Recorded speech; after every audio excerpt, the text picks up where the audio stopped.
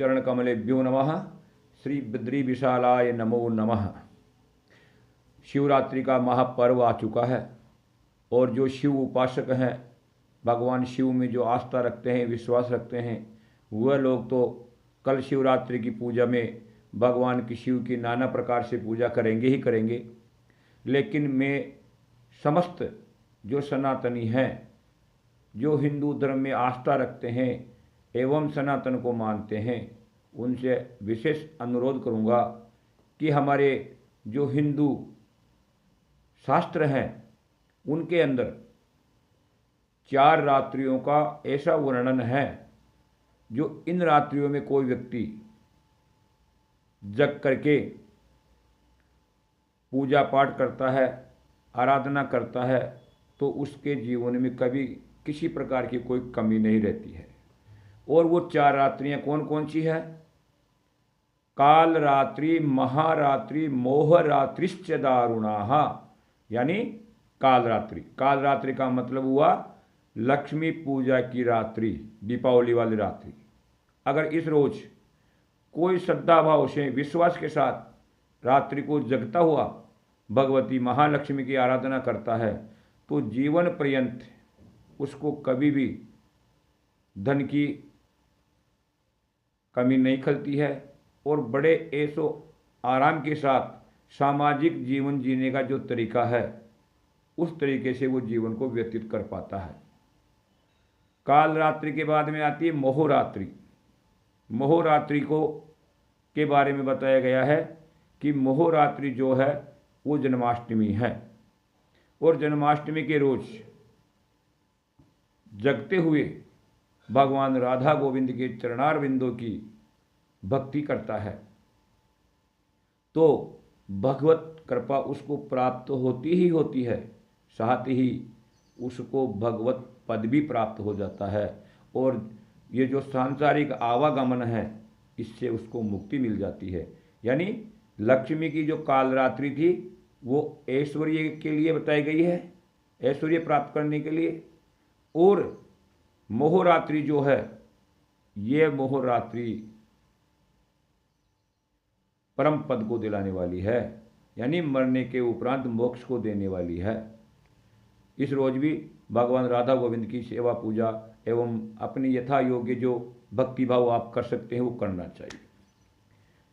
और काल रात्रि, मोहरात्रि, इसके बाद में आती है महारात्रि। महारात्रि का मतलब इस शिवरात्रि को ही महारात्रि कहा गया है।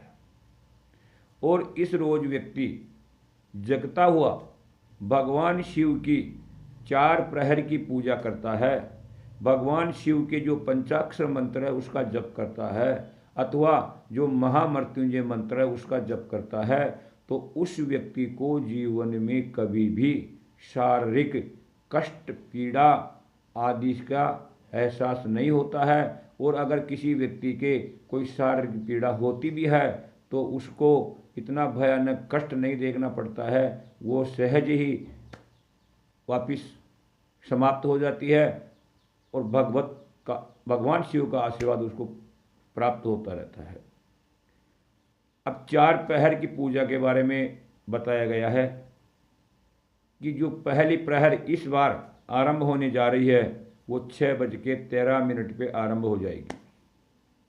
जिस किसी भी व्यक्ति को अगर 4 प्रहर की पूजा करनी है अथवा पंडितों के माध्यम से करवानी है तो प्रथम प्रहर आपकी 6:13 पे आरंभ हो जाएगी और ये 9:27 तक रहेगी। इस पीरियड में आपको भगवान शिव की पूजा, अभिषेक करना है। पूजा जो षोडशोपचार विधि है उससे आप पूजा करें।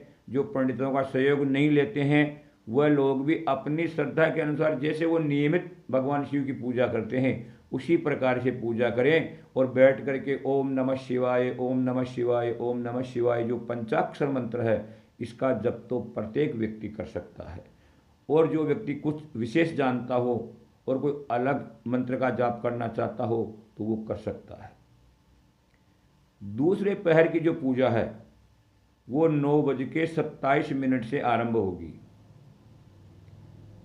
9:27 के बाद दूसरे प्रहर की पूजा करें और अपना अनुष्ठान चालू रखते हुए ओम नमः शिवाय, ओम नमः शिवाय दुआ पंचाक्षर मंत्र के जप चालू करते रहें।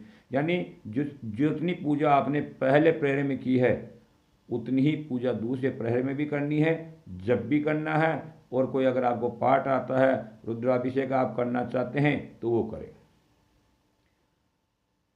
चारों प्रहरों की अलग अलग वस्तुओं से, अलग अलग द्रव्य से पूजा का उल्लेख भी मिलता है। अगर कोई व्यक्ति विधिवत शिवरात्रि की चारों प्रहर से जगता हुआ अलग अलग वस्तुओं से, अलग अलग द्रव्यों से पूजा करना चाहता है तो मैं बता देता हूँ। पहले प्रहर में दूध से भगवान शिव का अभिषेक करना चाहिए। दूसरे प्रहर में दही को मथ करके दही से भगवान शिव का अभिषेक करना चाहिए। और तीसरे प्रहर में गाय के घी से भगवान शिव का अभिषेक करना चाहिए। और चौथे प्रहर में मधु मानी शहद से भगवान शिव का अभिषेक करना चाहिए। अगर कोई व्यक्ति विधि के अनुसार जानता हुआ इन चारों पदार्थों से, चारों द्रव्य से भगवान शिव की प्रत्येक महाशिवरात्रि को पूजा करता है तो उसके घर में एवं उसके शरीर में कभी कोई प्रकार की आदि व्याधि, महाव्याधि प्रवेश नहीं कर सकती। वो खुद तो स्वस्थ रहेगा ही रहेगा, उसके समस्त परिवार वाले भी स्वस्थ रहेंगे, इसमें कोई संदेह नहीं है। क्योंकि भगवान जो शिव है वो साक्षात महामृत्युंजय है। और यानी मृत्युंजय का मतलब मृत्यु के मुख से भी प्राणी को खींच करके वापस निकाल के ले आते हैं। जैसे एक मगरमच्छ के जबड़े से किसी वस्तु को निकालना होता है ना, उसी प्रकार भगवान शिव मृत्यु के मुख में गिरे हुए व्यक्ति की भी रक्षा करके उसको जीवन प्रदान कर देते हैं। अपन चर्चा कर रहे थे दूसरे प्रहर में 9:27 से आरंभ हो जाएगी। और जो तीसरी प्रहर है, तीसरी प्रहर आपकी चालू होगी 12:41 पर। यानी 12:41 के बाद आपको तीसरे प्रहर की पूजा आरंभ करनी है। और चौथे प्रहर के अंदर आपकी जो पूजा होगी वो होगी सुबह, इसमें ब्रह्म मुहूर्त रहता है 3:55। यानी 3:55 के बाद में चौथी प्रहर आरंभ होती है। और इस समय के पश्चात आप भगवान शिव के चौथे प्रहर की पूजा करें। और चारों प्रहर की पूजा हो जाने के बाद भगवान का श्रृंगार करके, भोग लगा करके और उनकी आरती करें। और आरती करके भगवान से प्रार्थना करें कि हे प्रभु, जिस प्रकार आपका नाम है, आप जिस प्रकार आपके नाम के अनुरूप संसार का कल्याण करते हैं, उसी प्रकार आप मेरे परिवार का एवं मेरे परिवार के सदस्यों का भी कल्याण करिए।